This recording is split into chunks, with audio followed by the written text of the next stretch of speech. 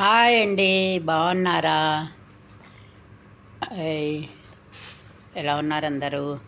ఇవాళ నేను పల్లీలు నూలుపప్పు పచ్చిమిరపకాయ పచ్చడి చూపిస్తాను. చాలా బాగుంటుంది, చూడండి. కప్పుడు పల్లీలు,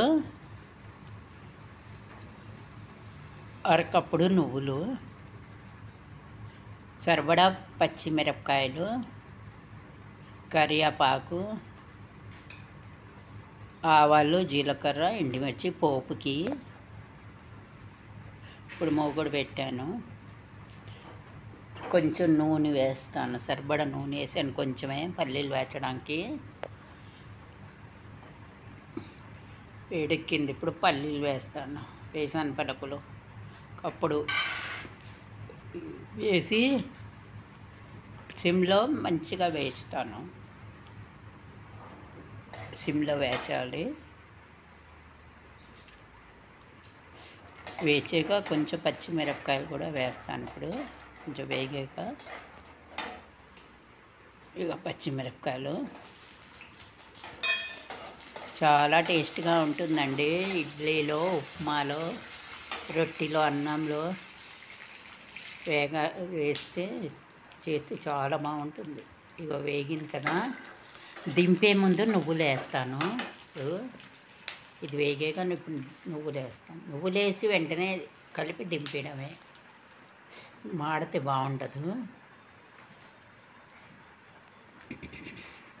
ఇక నువ్వులు వేస్తాను. ఒకప్పుడు ఇందులో కొంచెం చింతపండు కూడా వేయాలి. నేను ఇక్కడ మంచిగా మర్చిపోయాను. ఒక పిసరు చింతపండు. పల్లి పచ్చడిలో అక్కర్లేదు, కానీ నువ్వులు వేస్తున్నాం కదా, నువ్వుల పచ్చడిలో కొంచెం ఉండాలి. ఇలాగ వేచి తీసేసాను. ఇగో ఇలాగ దింపేమని నువ్వులు వేసి కలిపేసి ఇక తీసేయడమే. భలే ఉంటుందండి పచ్చడి. ఇడ్లీలో నెయ్యి వేసుకుని ఈ పచ్చడి నంచుకొని తింటే సూపర్గా ఉంటుంది. ఎవరైనా రాని వాళ్ళు ఈజీగా నేర్చుకోవచ్చు ఈ పచ్చడి. కొత్తగా వంట నేర్చుకునే వాళ్ళు ఇప్పుడు ఒక్క చుక్క నూనె వేస్తాను కొంచెం పోపుకి.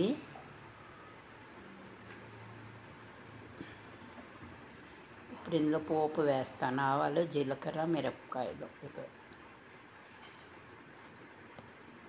కొంచెం వేగాక కరివేపాకు వేస్తాను.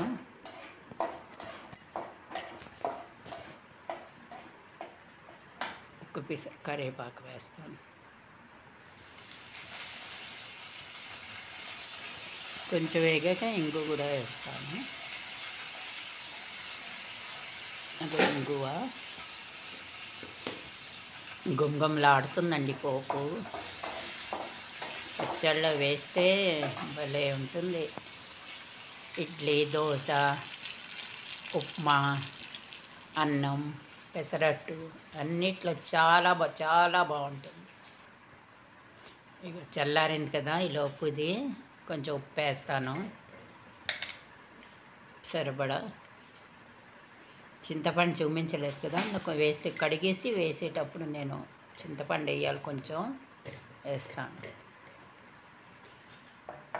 ఇప్పుడు మిక్సీ పడతాను. ఇది చల్లారిపోయింది.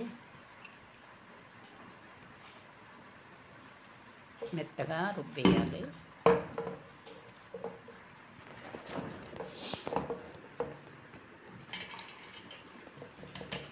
పచ్చడి చాలా బాగుంటుంది. చేసి రుబ్బేనండి. ఇప్పుడు ఇందులో పోపు వేస్తాను. పోపు వేసాను కదా, గుమగుమలాడుతుంది పోపు ఇంకో వాసనతో. చాలా ఈజీగా చేసుకోవచ్చు ఈ పచ్చడి. చూడండి, తినండి, చెయ్యండి, సబ్స్క్రైబ్ చెయ్యండి, నచ్చితే లైక్ చేయండి. Thank you.